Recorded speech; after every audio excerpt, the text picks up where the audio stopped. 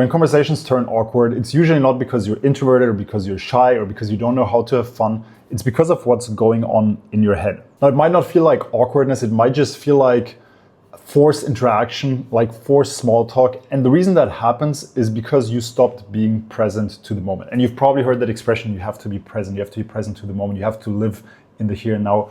So what does it actually mean when it comes to dating? When you're being present, it means that you're having fun and you're being yourself.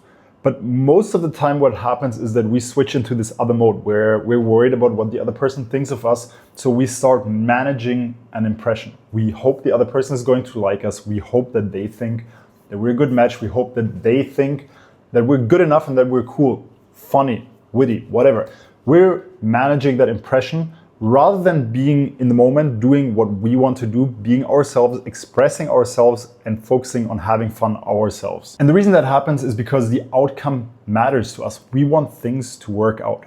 And I'll give you an analogy from business. If you attend a business negotiation, both sides want something out of that negotiation. And the same applies to dating. You go on a date, each side wants something. People don't like to talk about it, and many times people are not even aware of what they want, but realistically both sides want to get something out of that date. Now in the business meeting, if one side wants what the other has a lot more, it creates this disbalance, and the side that has the upper hand will usually use that power to impose whatever they want on the other person. In dating, it's a bit different, but it's equally as obvious, right? In the business situation, if you want it really bad, the other person is going to notice. You're desperate. The same applies to dating. They're going to notice that you want it a lot more than them, just based on the fact that you're trying a little too hard, on the fact that you're micromanaging the impression, and that will make you look desperate. And there's nothing that turns women off more. Literally, there's nothing that turns them off more than being desperate. Maybe if you're smelly, right?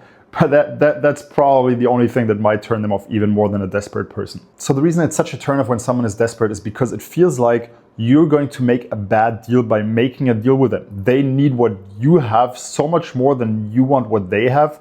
How is that ever going to be a good deal for you? So now that we've defined the problem, how do we get out of that state of micromanaging? And I'll share two things in this video. The first one is going to be using empathy, and the second one is becoming a better leader. I'll go through both of them and give you a couple specific tools on how to actually put that in practice. So the first one is a little bit counterintuitive. It's working on your empathy, right? Empathy is this big word that's being thrown around, and people think you're either born with empathy or you're not. But what I mean by empathy, when I say empathy, is learning to understand where the other person is coming from, what matters to them, how are they feeling, what do they need in life, and what do they want in life. The reason that is so powerful is because by focusing on the other person, you're going to take away the attention from yourself. You're going to stop worrying about you, and you start focusing on the other person, asking them questions, thinking about what does it mean when she shares a story or an experience? What does it say about her? How could it have impacted her life? Ask follow-up questions. Share something from your life. And there is an important concept here. The goal of the date, I've talked about this at length in another video I'm going to link here. The goal of the date is to really get to know the other person. What do they care about? What are their values? What are their goals and ambitions? Because ultimately you want to find out if you guys could be a good match, if you guys vibe. The problem is that you're not the only person putting up a front. She's usually also micromanaging what you see. So the more real the date becomes, the more the other person is going to be able to open up and be their true self. Now, everybody is scared of being judged. So if you want to find out who the other person really is, yeah, start with trying to understand them, but also, and that's the counterpart to that, lead by example. So share things from your own life. Be vulnerable. Try to open up and be real. That will allow the other person to be more real as well, and two people that are real can see each other for who they really are and find out if they're a great match or not. The second thing I want to talk about is leadership. And you've probably heard people talk about leadership in different contexts, but I want to give you a bit of a spin on it. When you look at a strong leader, they are going to typically have opinions and do things that some of the people in their country don't like. Let's just look at Donald Trump, right? He will do things and say things that are at least a little bit unpopular with a part of the population or even a part of the world.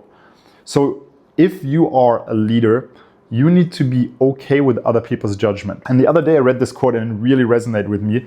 That quote was, "It is better to be hated for who you are than to be loved for who you're not." So learning to really express who you are and purposely focusing on doing that and being okay with somebody not liking you, it might hurt in the short term, but what's going to happen is the more you do that, and I've also talked about how to do it in a different video that I'm also going to link here. By doing it more and more, what's going to happen is that you become more and more yourself. You lead again with authenticity. You're okay with being judged by other people, and that will attract people that are also okay with being judged for who they are. It will attract people who are going to be themselves and will allow you to date somebody who actually sees you for who you are. And the counterpart of being hated for who you are is that you're also always going to have people who love you for who you are.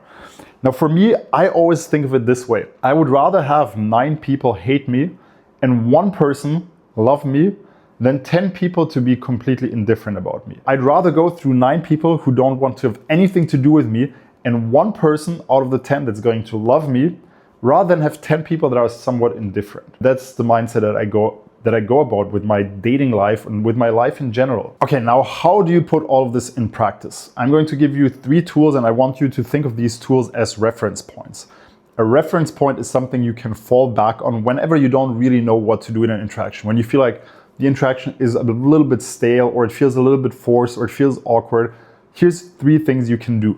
And I'm also going to link a video in the description down below where I talked about these tools in longer formats if you need more input on them.